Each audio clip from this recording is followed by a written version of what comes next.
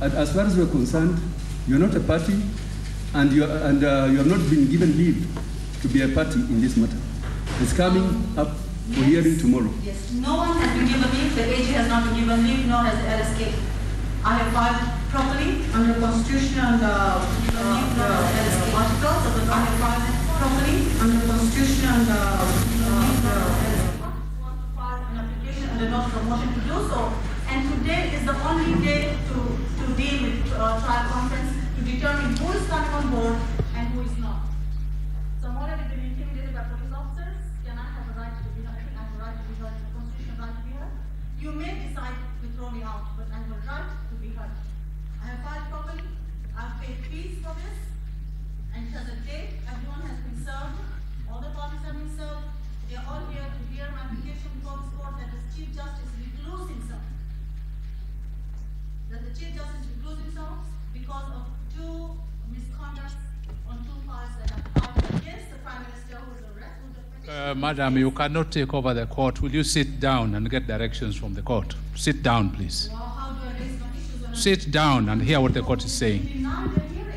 I have said you sit down. Has contaminated this hearing.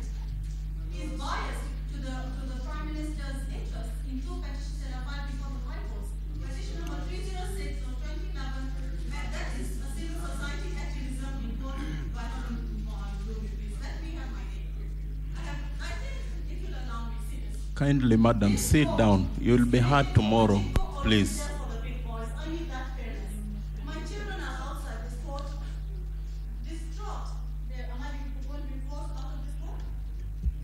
You will, Miss, you will have to respect the authority of the Supreme Court.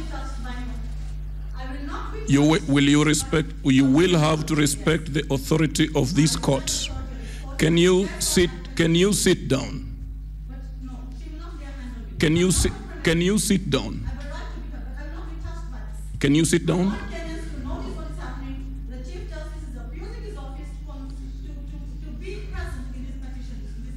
Can you sit down? For the last time, Ms. Umar, can you take your seat? Can you take your seat?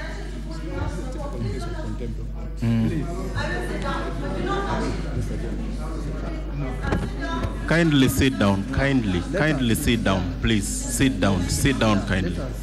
Kindly sit down. Sit. Yes. Let's sit down. Take your seat.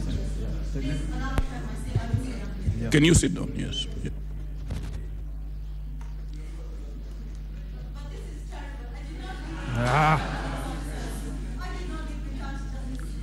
Kindly sit down. Please sit down.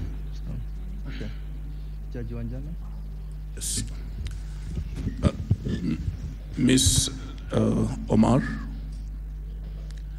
it is absolutely important and it cannot be negotiable that the authority of this court shall and must be respected at all times by Wanjiku, by the high and mighty. And I hope that is clear. So you will have to go by the authority and the orders of this court. If you expect justice, justice cuts both ways. You don't come to court by your own justice. And this court is ready to listen to every Kenyan as long as they are properly before this court. The rules of court, the Constitution, and all applicable laws are meant to establish order. It is not a political rally. It is a court of law. And it is the Supreme Court of Kenya. So you will have to abide by the orders that flow from this bench. I hope that is clear. Absolutely clear, my lord. But as you said, only the orders from this court can guide. But I've not been heard. Now this is the order. This is the order of this court. This is the order of this court. This is the order of this court, that we are not going to hear you in defiance of the instructions that have been given to you by the registrar of the court, and that this court is not going to be held at ransom. This is an important matter for everybody. We are constrained by time, and now we are going to proceed. You defy that court, you defy that order at your own peril. That the presence of the Chief Justice facing serious controversies in favoring Raila Odinga during the election. You have no right to say what you are saying. Will you sit down? Kindly take You your have seat. been given final orders. Sit down and do not talk anymore. That is it. Do not talk. You have no right to talk.